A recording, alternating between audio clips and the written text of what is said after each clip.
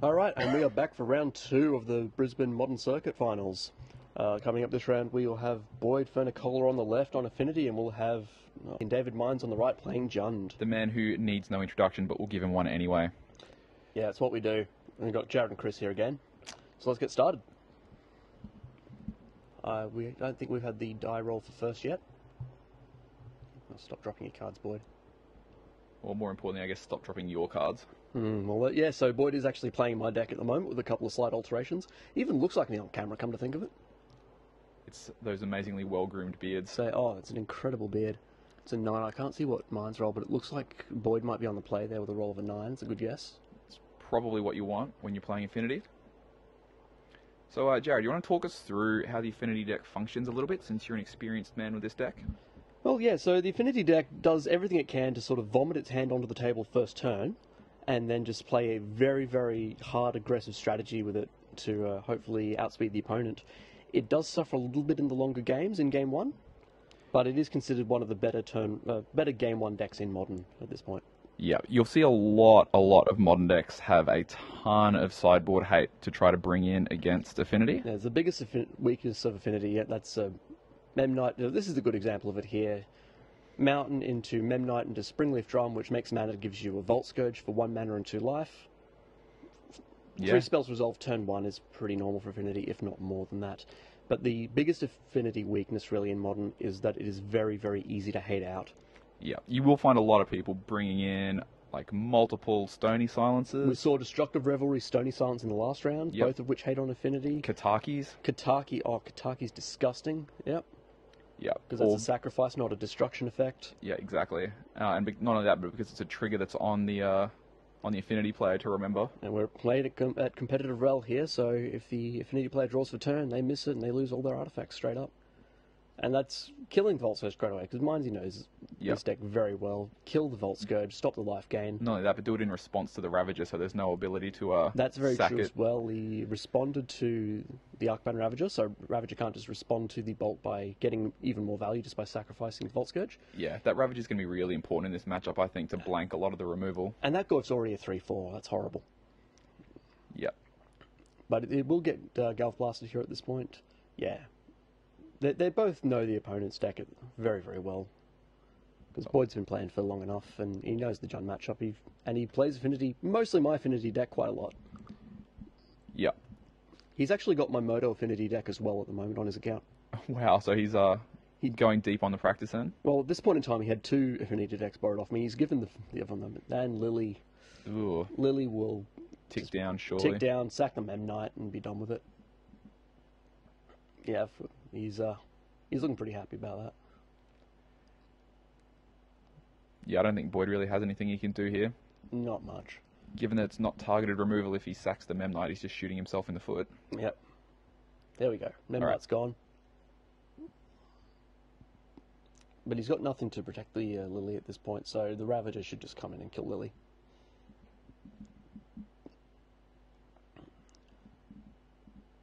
Or a Galfbluff. Wow. Wait. Wouldn't he have just swung in with the Ravager? Yeah, it's a funny way to sequence that. I would have kept the Gulf Blast up there. Yeah, exactly. Just hold it back for burn later. I guess, so it's that 1 point swing. That 1 point of face damage, but he essentially loses more damage than that by directing the Galv Blast onto Lily anyway. Yeah, he does. So but even if he doesn't do the 4 damage to... Oh, there's Lily anyway. It's irrelevant. And he ticks down again, sacrifices Signal Pest. I wonder if he's going to Galv Blast Lily again. And this time he just swings in. Yeah, okay. that's a smarter choice. I'm pretty sure that playing Affinity is actually just like doing math homework under extreme pressure, isn't it? It is just doing math, yeah. Combat math gets very interesting on Affinity, and it takes a good couple of months to really master it. It's an easy deck to do pretty well with, but it's a hard deck to do really well with, if that makes sense. Yeah, that makes perfect sense, because it's one of those decks that I think inexperienced players are going to struggle against because it just floods the board so quickly. Yeah, and you're far too threat dense, and they don't know what they're going to do. That was a pulse on the Ravager when there was nothing else. So that's pretty good out of Minesy. It costs 3 mana to kill her, but I'll take it. I think you just need to try and keep the Affinity board small. Because we'll notice that Boyd's been doing this entire game off one land and a spring leaf. Oh yeah, Like, he's gotten this really deck good is value out of those. absurdly mana efficient. But the problem with that is that it is rather light on lands. I think it runs 16 or 12 lands, as well as 4 Mox Opal, 4 Springleaf Drum, but it is very easy to get mana screwed on the deck. But also, oddly enough, it is easy to get mana flooded. Because it only runs a small number of lands, but you don't need that many at all. If you have, say, 2-3 lands, you're going to be leaving mana untapped. Yep, and I guess you don't want things like Mox Opals and Springleafs late game. No, you want them in your opening hand, and that's about it. I guess otherwise you're just sacking them to Ravager tokens. Pretty much. Yeah. Getting them there to give yourself Metalcraft for your Etch Champions and Galv Blasts. And that'll be a Cranial Plating onto the Ornithopter next turn, most likely, but it's only got 3. He's got a very, very small board for this stage of the game, and that's a problem. Yeah, Minesy's been keeping on top of the removal. I don't see this going Boyd's way here. That's a Hunt Master, so there's now... And that's the other thing that Affinity has a hard time dealing with, anything bigger than a battered 2-2. Because its creatures are very small, they've got low toughness, so you're going to be trading, and you've only really got your Galv Blasts, which apparently are good for killing Gully. Yeah, they do very well at that by the looks. But this is going to be tough because I think that... It's not going to be flipping this turn because he's got the Signal Pest there. Okay.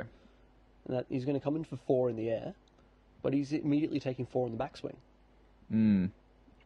So I think Boyd just has to hope that he can outrace this Hunt Master here. He's got a race. He's tough order. He's got a Ravager in hand and what looks like is that an S champion?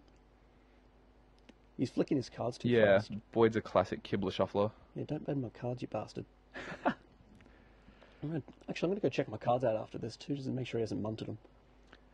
So Etch Champion's one of those cards that's been kind of ebbing and flowing in popularity a bit lately, isn't it? It has been with the Eldrazi Menace, which Minesy would be very familiar with after taking GP Melbourne out with it and taking it to top 8 at the World Magic Cup. The more Eldrazi you expect to face, the fewer S champions you're on a run because it's colourless. And the same goes for Affinity. I mean, it's basically a dead card against Affinity. It's a 2-2 for 3 that has protection from Volt Scourge. We don't care. Yeah. But that's where you start to take out your S champions in favour of Master of Ethereum, which in turn makes you a little bit more blue dense, and that mountain that he's got in play there might actually become an island, which honestly I feel is weaker because then that makes it hard to get your Galv Blasts and your Blood Moons out of the board off. And I don't like those textless cards. It's Terminate, but I've had a lot of calls just from Judge, what does this card do? And I've got to look up the Oracle text of Terminate for them because they don't believe me. And Cryptic Command. Why the hell did they make Cryptic Command textless? I swear to God. Yeah, it's actually the worst idea ever. So a new player comes along, the first time you see it, I'll counter draw. And he says, "Oh, okay, that counts as a spell draw card. Yeah, sure, whatever." And then, and then 2 turns later, I want to tap your whole team and bounce your creature. Bullshit, you told me that was a counter draw card. Yeah, that's horrible. And Boyd's going home. Yeah, that's done. Boyd doesn't want to play anymore.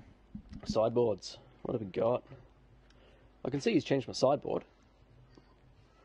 Well, let's have a look at the Jund sideboard. So we've got 3 Leyline of the Void. Probably not super useful here. Useless here. Engineered Explosives. Yep. Definite possibility. Set it on 2 and just have it call it a day. Yep. Kitchen Finks. Yeah, so if Affinity gets off a little bit too early, then you're going to have a good time on Kitchen Finks. Yep, so just gaining some life, 2 for 1ing with blocks, seems good. Seems great. A Midnight Oil. Midnight Oil. Now, this is a new one out of Kaladesh, and I'm not sure what to think of it yet. I don't think it'll come in here. It is better for the long game. Because it drops your hand size down to 0, but by turn 6 or 7 or earlier than that, you're going to be hellbent anyway, so you don't much care. But it gets you drawing 2 cards a turn at the cost of no life. Alright, here's a card I think we'll certainly see. 2 Ancient Grudge. Oh, yeah. Okay, so that's kill 4 artifacts. Kill 4 artifacts. For 6 mana, I'll take it. Yeah. A Damnation, maybe, but a bit slow. But...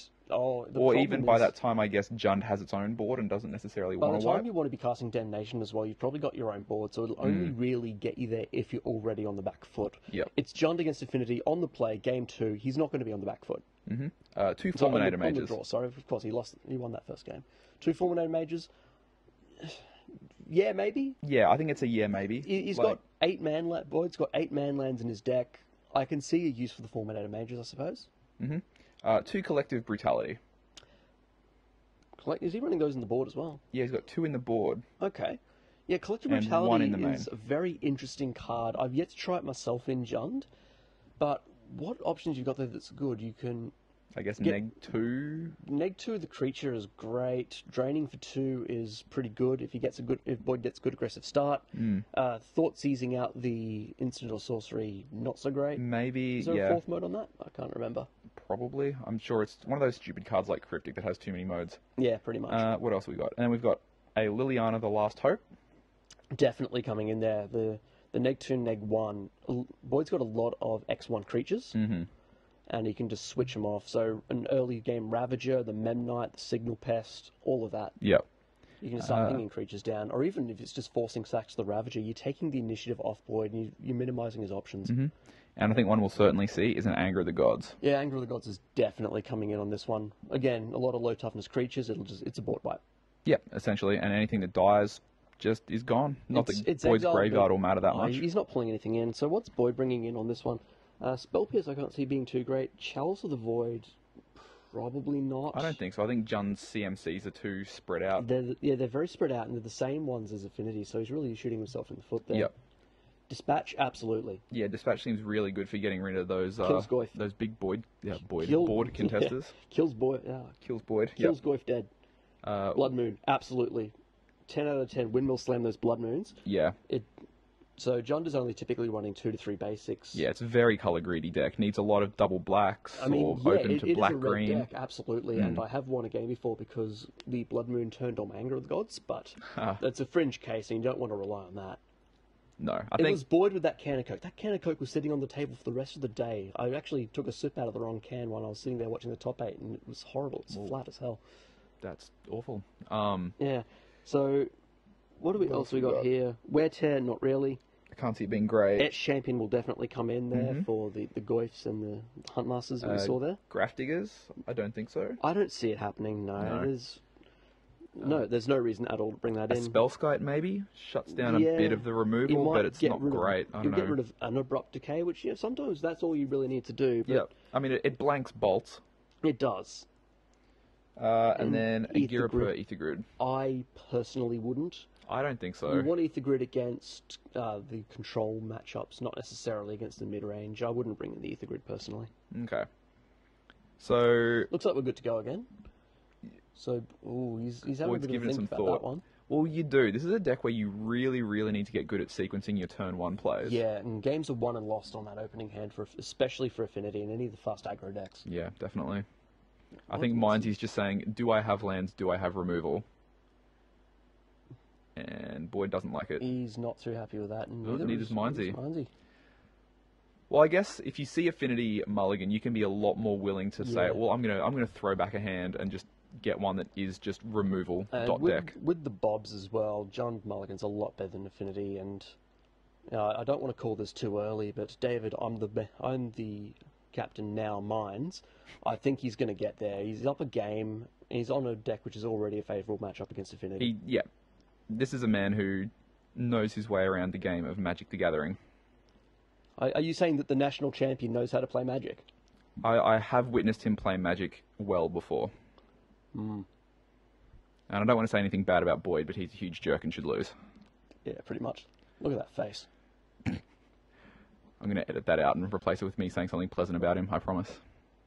No, but I'm doing the ending, though. Damn it. Yeah, shit out of luck now, aren't you?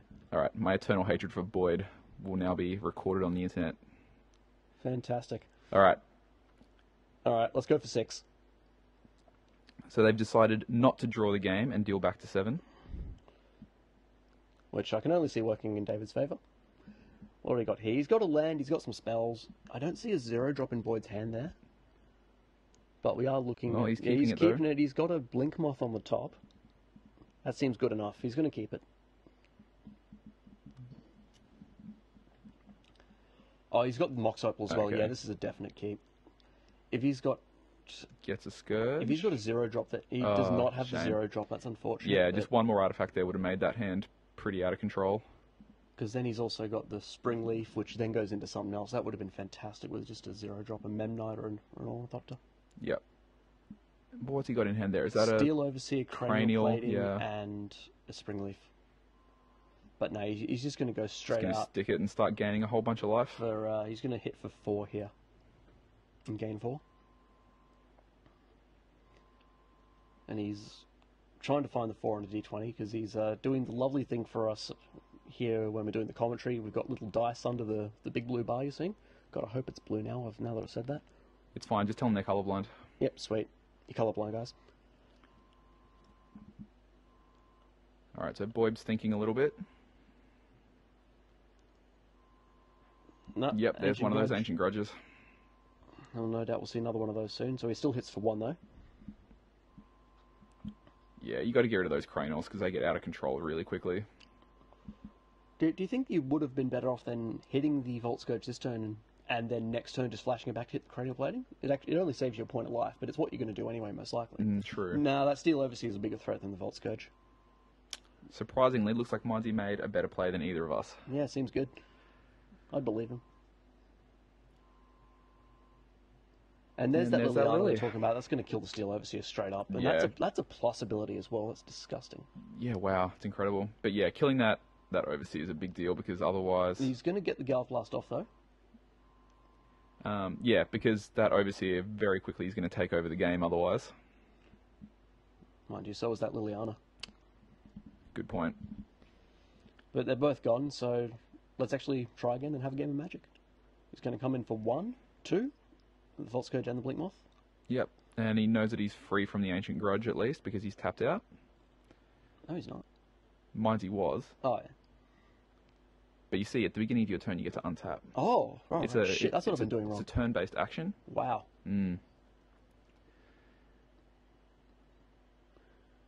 Well, the things you learn every day on this game. Oh, man, I've got to learn up. Apparently, I'm getting reassessed soon.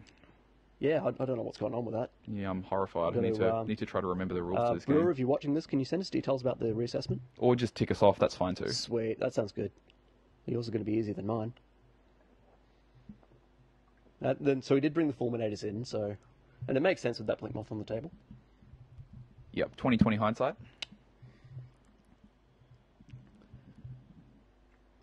But it's also we're going to take a quick shuffle break here. Oh my goodness. We're still shuffling. Here we go. We've got to play. It's just not. Is he running a second basic? He is too. He's put an island in. Okay. Interesting. So he's actually running a 17 land instead of the 16 land build.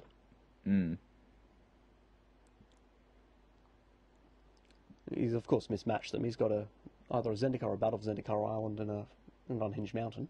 It's a BFZ, I believe. It is BFC. Even worse. Yeah, see, full out lands aren't... Ugh. Let me try to put some words together. Full art lands aren't anywhere near as cool as they used to be. Nah, now that everyone's got them. Geez. Especially when they're from different sets as well. He's gone full Boyd on that one. I think the real reason to play Zendikars is so you can whiteboard them, isn't it? Of course. Those look disgusting, by the way. They're amazing. I've also got a set of EMA Wastelands I want to whiteboarder as well. Why? Why are you whitebordering Wastelands? It doesn't make sense. I hate people, and watching them get really tilty is amazing. That is quite true. You do hate people. Yeah, so there goes the Blink Moth. Yep. It makes sense. I think he was just trying to get that out of the way, because it was always going to happen. You may as well just do it early to force it. Because it might be a bigger threat later, when you've got a more important threat on the board. Yep. So Boyd just keeps sacking all of these creatures onto his Ravager. Yeah, so the Ravager is getting bigger and bigger, just waiting to get Ancient Grudge. Or Terminated. Or yep, just there get it is. Terminated. There we go.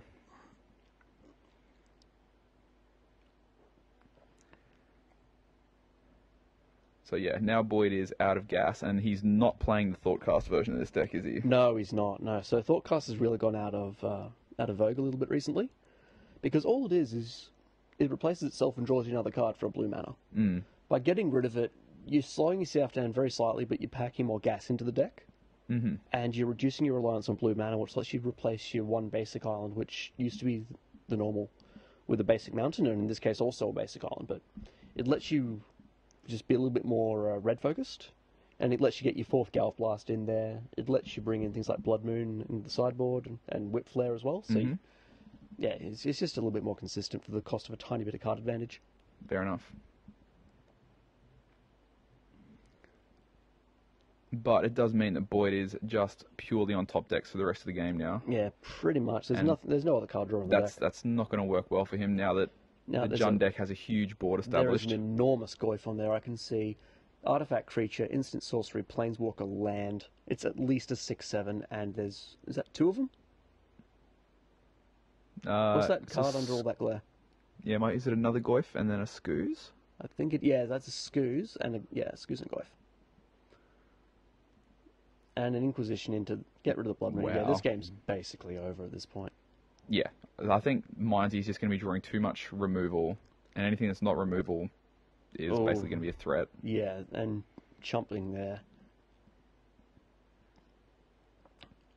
But he's going to eat the Ravager and probably something else. No. Yeah, he's just making his ooze bigger. Some things are going to die. Yeah, I think this is all over. Yep, so... And that's Boyd down to 10. Yeah, That's he's yeah, packing it up. Yeah, I don't think there was anything you can top deck there that's going to turn the board around. Absolutely nothing's going to change that. He's got... The only thing he's got that's even close is Whip Flare, and those Goyfs are way too big. Yeah, so our final thoughts on that round? Oh, that was just one side of that. It almost hurt to watch. Yep.